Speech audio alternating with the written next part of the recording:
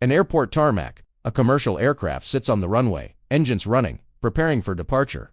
Suddenly, a figure appears in frame, running at full speed toward the plane. Behind him, 3 security personnel give chase, arms pumping, shouting.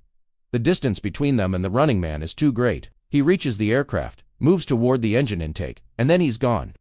This is Austin Bergstrom International Airport, Texas, June 14, 2024. The man was Kyle Richardson, 38.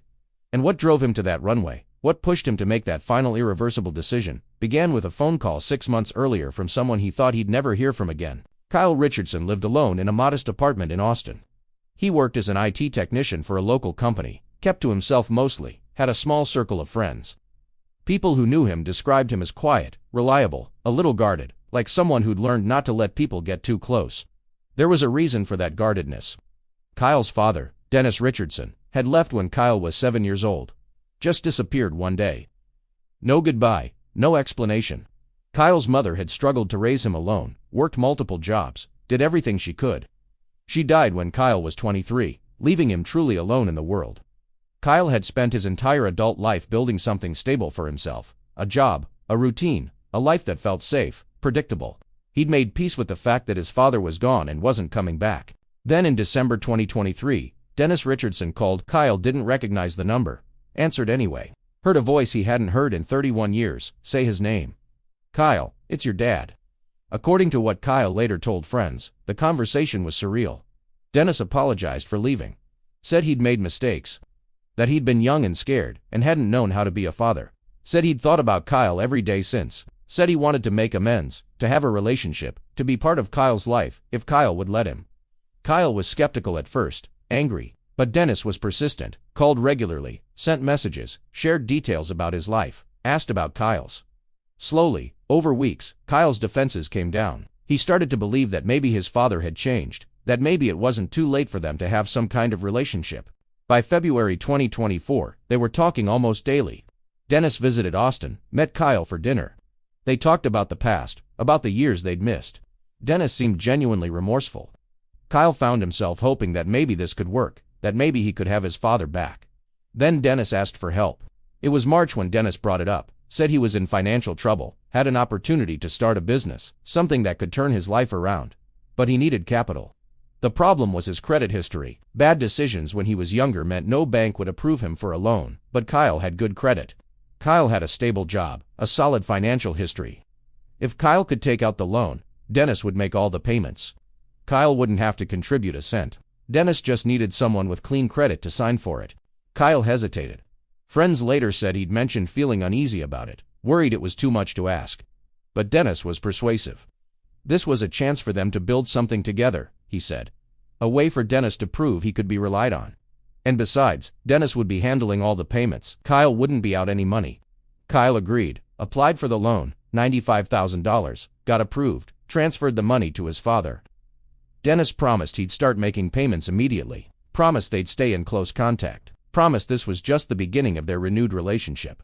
April came. The first loan payment was due. Dennis didn't make it. Kyle called him. Dennis apologized. Said there'd been a delay with the business setup. The money would be there next month for sure. May still no payment. Kyle called again. Dennis's phone went to voicemail. Kyle sent messages. No response. Kyle went to his father's last known address. The apartment was empty. Neighbors said Dennis had moved out weeks ago. Hadn't left a forwarding address. Kyle tried calling from different numbers. Nothing. Dennis had vanished again. Then Kyle discovered something that made everything worse. He'd had about $3,000 in cash in his apartment. Emergency money he kept in a drawer. Dennis had been to the apartment several times during their reconciliation. Kyle checked the drawer. The money was gone. Kyle pieced it together. Dennis had visited in early April, shortly before disappearing. Must have taken the cash then. Probably knowing he was about to cut contact and wanting to grab whatever he could on the way out. Kyle was left with a $95,000 loan in his name that he couldn't afford to pay. A father who'd abandoned him for the second time in his life, and the crushing realization that every moment of their reconciliation had been a setup. Dennis had never wanted a relationship. He'd wanted access to Kyle's credit, had manipulated him, exploited his longing for a father, and disappeared the moment he got what he needed. Friends said Kyle changed after that, became withdrawn, stopped responding to messages. His work performance declined. He started missing shifts, calling in sick. When coworkers asked if he was okay, Kyle said he was dealing with some personal issues. Didn't elaborate. The loan payments were destroying him financially. He was falling behind on rent, on bills. The bank was calling daily. Kyle had tried to explain the situation, that his father had taken out the loan fraudulently, but the paperwork had Kyle's signature, Kyle's information. Legally, the debt was his. Kyle looked into legal options, consulted with attorneys about fraud charges against Dennis, but Dennis was gone, untraceable. And even if they found him, the chances of recovering the money were slim. Kyle was stuck with a debt that would follow him for years, ruin his credit, possibly lead to bankruptcy. But worse than the financial burden was the emotional devastation. Kyle had let his guard down, had believed his father wanted him, had opened himself up to hope for the first time in decades, and Dennis had weaponized all of it. On June 14, 2024, Kyle Richardson drove to Austin Bergstrom International Airport. Security footage shows his car entering the parking structure at 2:47 p.m. He walked toward the terminal, but didn't go inside. Instead, he circled around toward a restricted area near the runways. At 3:12 p.m., airport security spotted him climbing a fence. They immediately gave chase, calling for backup over their radios. Kyle dropped down on the other side and ran toward the active taxiway, where planes were positioned for departure. The security officers following him were fast, but Kyle had a head start. He ran across the tarmac toward a commercial aircraft that was preparing for takeoff. Engines already spinning. The CCTV footage shows what happened next. 3 security officers chasing him, Kyle reaching the plane, moving toward the engine intake. The officers shouting, running, trying to close the distance. They couldn't reach him in time. The incident shut down the airport for hours. The aircraft was taken out of service. Passengers were evacuated and rerouted. Kyle Richardson was pronounced dead at the scene. His apartment was searched as part of the investigation. Authorities found documents related to the loan, printouts of text messages between Kyle and Dennis, bank statements showing the mounting debt. They found a note Kyle had left, not addressed to anyone in particular, just an explanation of what his father had done, how he'd been used, how he couldn't see a way forward. Police attempted to locate Dennis Richardson to inform him of his son's death and to investigate the loan fraud. They never found him. Dennis had covered his tracks well, changed his phone number, moved out of state, possibly assumed a different identity. There were no leads, no trail to follow. Kyle's coworkers held a memorial service for him. They talked about how kind he'd been, how dependable, how he'd always been there when someone needed help.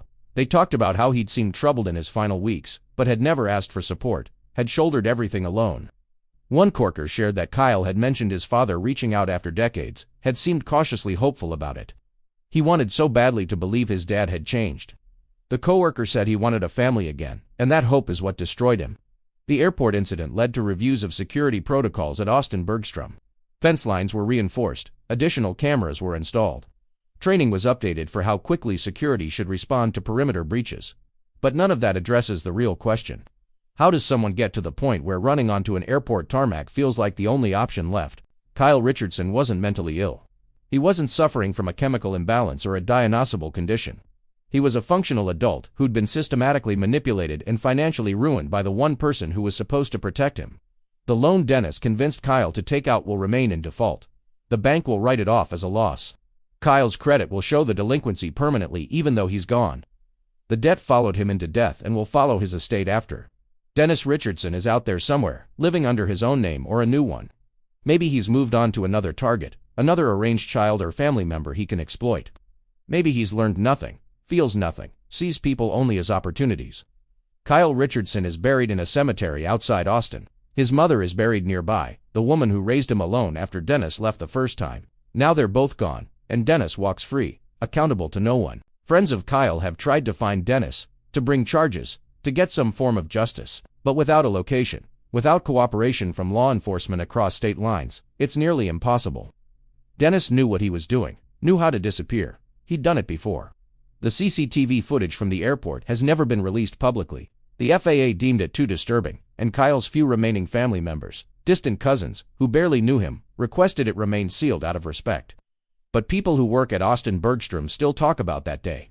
About the man who ran across the tarmac, about the security officers who tried to stop him, about how close they came, just seconds away, and how those seconds made all the difference. Kyle Richardson spent 31 years believing his father didn't want him. Then he spent 6 months believing his father did. The truth was worse than either. His father wanted him only as a means to an end, and when that end was achieved, Kyle became disposable again. If someone comes back into your life after years of absence, ask yourself why now. Ask what they want, and protect yourself first. Because not everyone who uses the word family understands what it means. Subscribe for stories that examine the damage people, because when they exploit trust, click the suggested videos for more cases where reconciliation became manipulation. And remember, someone who abandoned you once has already shown you who they are.